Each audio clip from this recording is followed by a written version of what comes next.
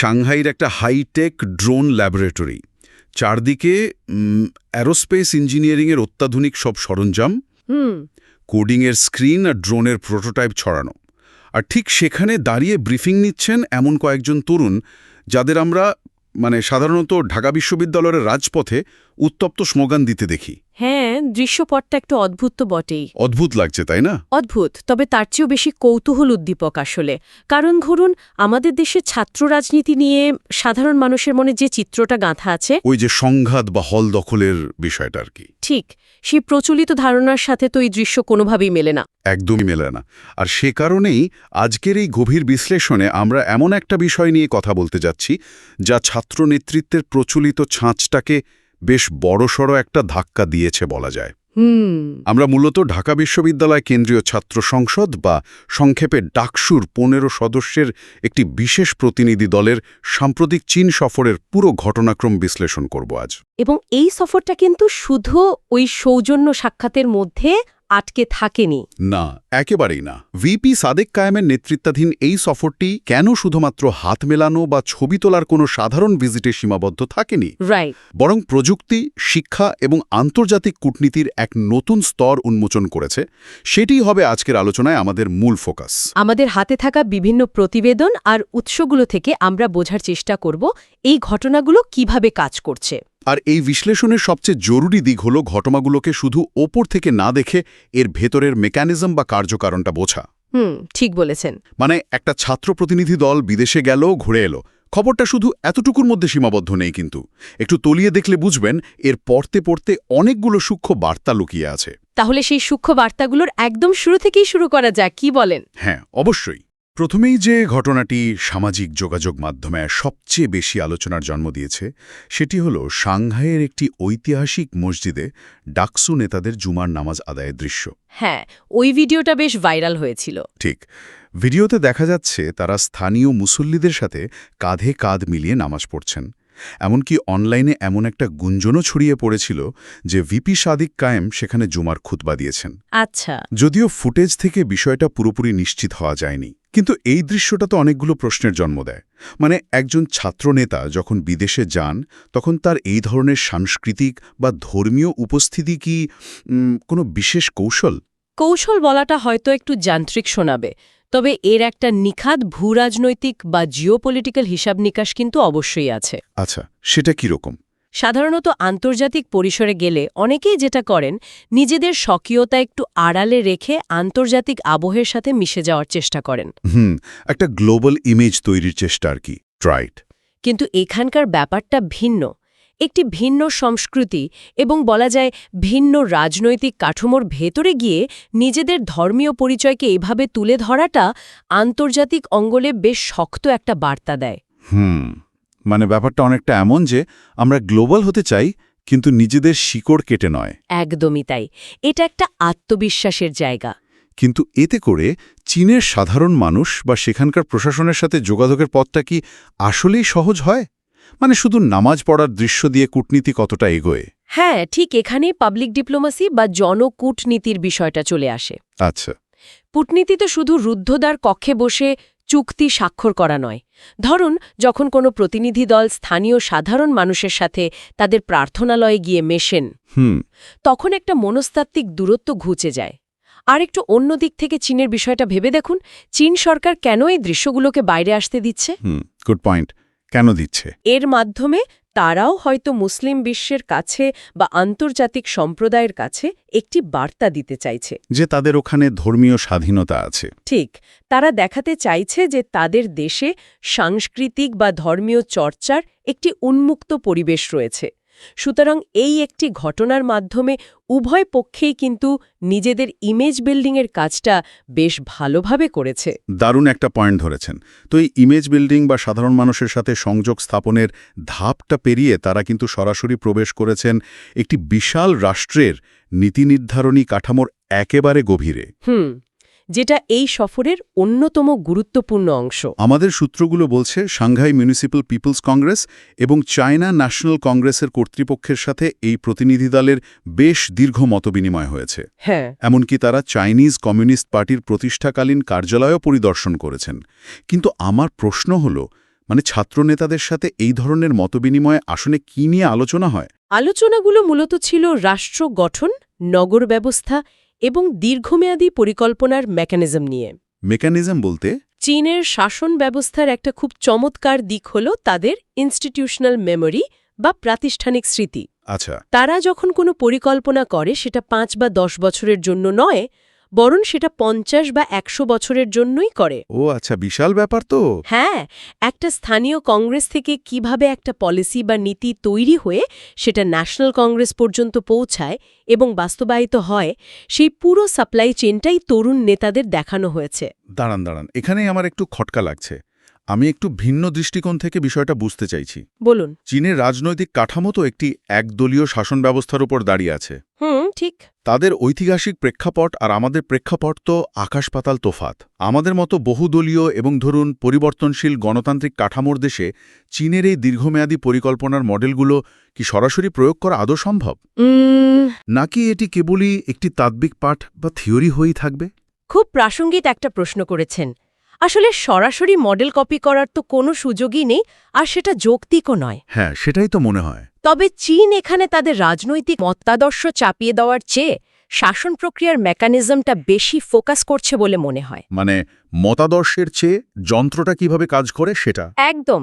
বহুদলীয় গণতন্ত্রের সরকার পরিবর্তন হবে, এটাই স্বাভাবিক, কিন্তু রাষ্ট্র পরিচালনার কিছু মৌলিক জায়গা থাকে। যেমন ধরুন শিক্ষা বা স্বাস্থ্য খাত। হ্যাঁ, শিক্ষা, স্বাস্থ্য বা মেগা ইনফ্রাস্ট্রাকচারের পলিসিগুলো, এগুলো যেন সরকার বদলের সাথে সাথে বাতিল হয়ে না যায়, সেই শিক্ষাটা এখানে মূল। ও আচ্ছা, বুঝতে পেরেছে। কিভাবে রাষ্ট্রের উন্নয়নকে রাজনৈতিক পালাবদলের ঊর্ধ্বে রাখা যায়, চীন মূলত সেই সিস্টেম বা যন্ত্রটা কিভাবে কাজ করে সেটাই তরুণদের দেখাতে চাইছে। মানে মেশিনের ডিজাইন হয়তো ভিন্ন হবে আমাদের এখানে, কিন্তু ইঞ্জিন কিভাবে টানা অনেক বছর নিরবচ্ছিন্নভাবে চলতে পারে সেই বিদ্যাটা তারা নিচ্ছেন। হ্যাঁ, ঠিক ধরেছেন। আর এই নিরবচ্ছিন্ন উন্নয়নের কথা বললেই তো অবধারিতভাবে প্রযুক্তির বিষয়টা চলে আসে। অবশ্যই। কারণ চীনের এই দীর্ঘমেয়াদী শাসন কাঠামো টিকিয়ে রাখার সবচেয়ে বড় হাতিয়ার কিন্তু শুধু রাজনীতি নয়, বরং তাদের প্রযুক্তিগত উৎকর্ষ।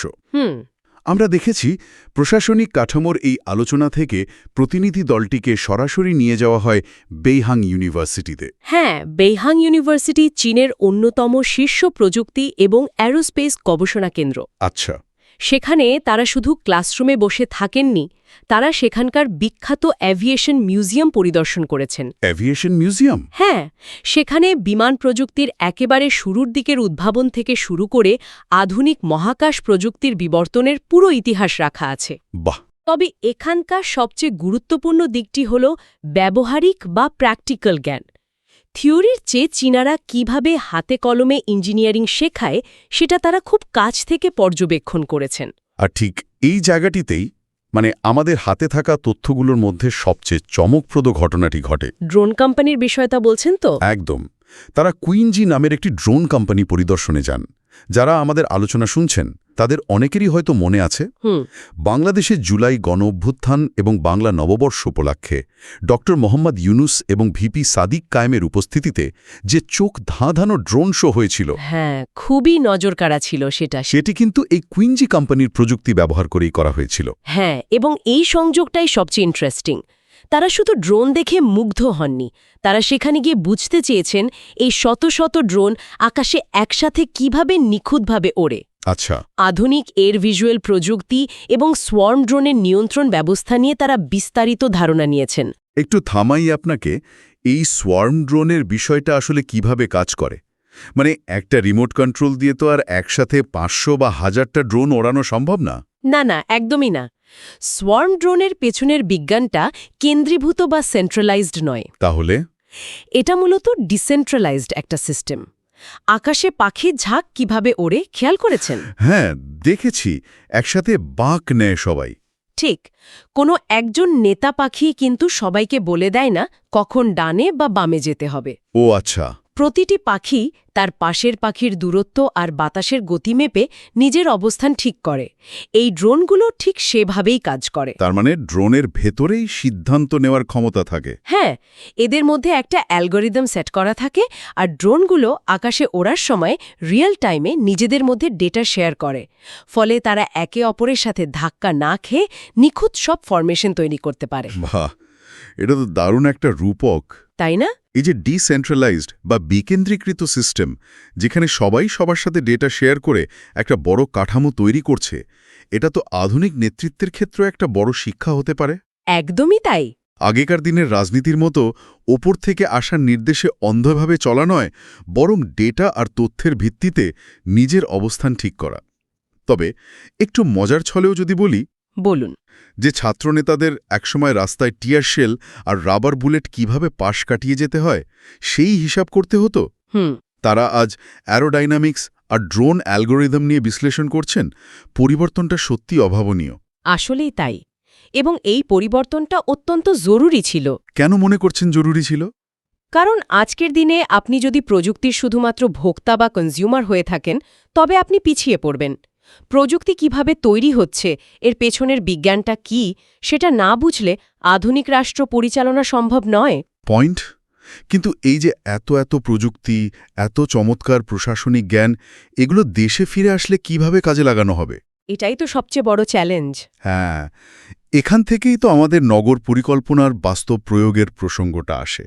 আমরা দেখেছি এই সফরের আরেকটি উল্লেখযোগ্য ঘটনা ছিল সাংহাইয়ের ওয়াংফু নদীর তীরে দাঁড়িয়ে ভিপি সাদিক কায়েমের দেওয়া একটি ভিডিও বার্তা। বেশ আলোচিত হয়েছে বার্তাটি। তিনি সাংহাইয়ের এই পরিকল্পিত নগরায়নের সাথে আমাদের ঢাকার মৃতপ্রায় বুড়িগঙ্গার তুলনা টেনেছেন। তিনি বলেছেন, ঢাকাকে বাঁচাতে হবে এবং এর জন্য দক্ষ নেতৃত্ব ও সঠিক পরিকল্পনা দরকার। ওয়াংফু নদীর উদাহরণটা কিন্তু খুবই প্রাসঙ্গিক এখানে। তাই কি? হ্যাঁ, সাংহাই এবং বেইজিংয়ের মতো শহরগুলো কিন্তু রাতারাতি আজকের এই অবস্থানে আসেনি। বিশাল জনসংখ্যা আর তীব্র পরিবেশ দূষণের চ্যালেঞ্জ তাদেরও ছিল একসময়। ও আচ্ছা, মানে শুরু থেকেই তারা এত পরিষ্কার ছিল না? একেবারেই না।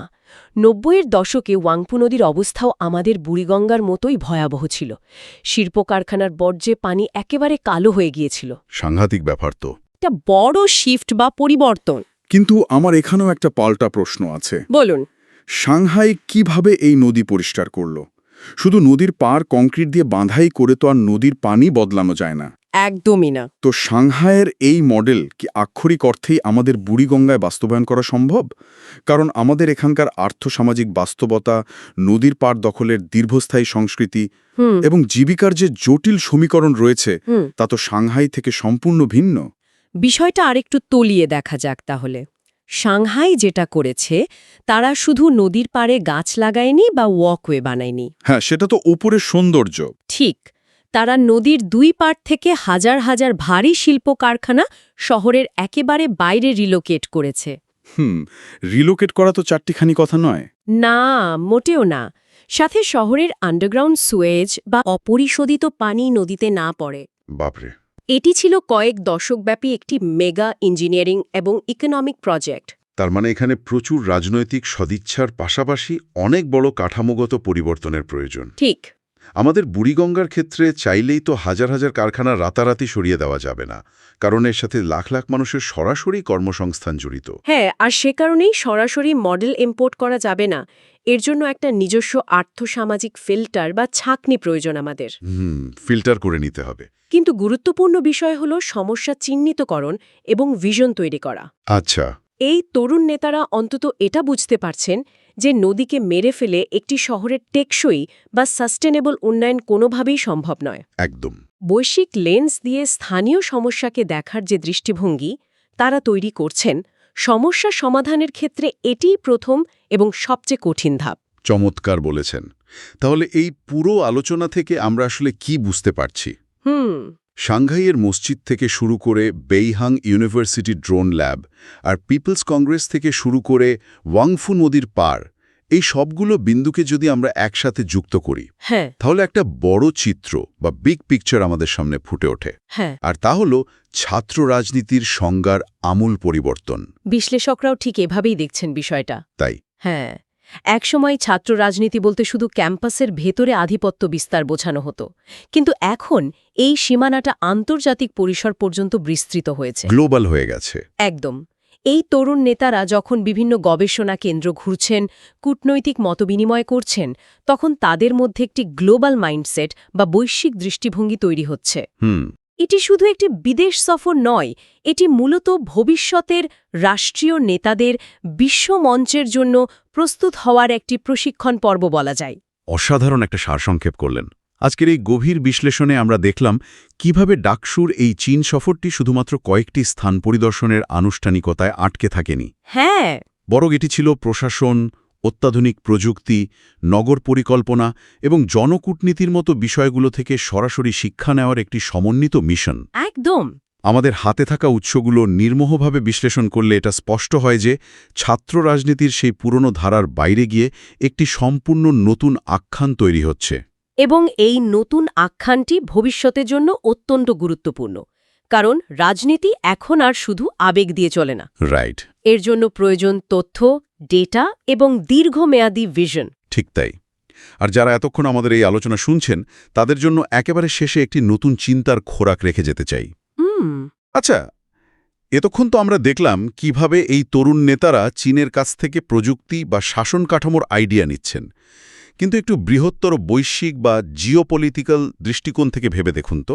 আচ্ছা, চীন যদি এখন থেকেই বাংলাদেশের ভবিষ্যৎ নেতৃত্বকে তাদের শাসন কাঠামো, প্রযুক্তি আর দীর্ঘমেয়াদী পরিকল্পনার সাথে এত ঘনিষ্ঠভাবে পরিচিত করে তোলে, ইন্টারেস্টিং অ্যাঙ্গেল। তাহলে বিশ্ব রাজনীতির অন্য বড় খেলোয়াড়রা, যেমন ধরুন যুক্তরাষ্ট্র বা আমাদের প্রতিবেশী ভারত, তারা বিষয়টিকে কিভাবে দেখবে? হ্যাঁ, এটা একটা বড় প্রশ্ন। আগামী দিনের এই ছাত্রনেতারা যখন জাতীয় পর্যায়ে রাজনীতিতে প্রবেশ করবেন, তখন কি বিশ্ব শক্তিগুলোর কাছে তাদের গ্রহণযোগ্যতার সমীকরণ বদলে যাবে? ভবিষ্যৎ ছাত্র রাজনীতি কি তাহলে শুধু আর অভ্যন্তরীণ ক্ষমতার লড়াইয়ে সীমাবদ্ধ থাকবে, নাকি এটি হয়ে উঠবে বৈশ্বিক পরাশক্তিগুলোর প্রভাব বিস্তারের এক নতুন প্রক্সি গ্রাউন্ড? এটা সত্যি ভাবার মতো একটা বিষয়। ভবিষ্যতের রাজনীতির এই জটিল কিন্তু আকর্ষণীয় সমীকরণের প্রশ্নটি নিয়েই আজ আমরা বিদায় নিচ্ছি। এই নতুন আখ্যানটি নিয়ে ভাবুন, আর এর পেছনের ভূরাজনৈতিক খেলাটা কিভাবে মোড় নিতে পারে তার উত্তর খোঁজার চেষ্টা করুন। শোনার জন্য ধন্যবাদ।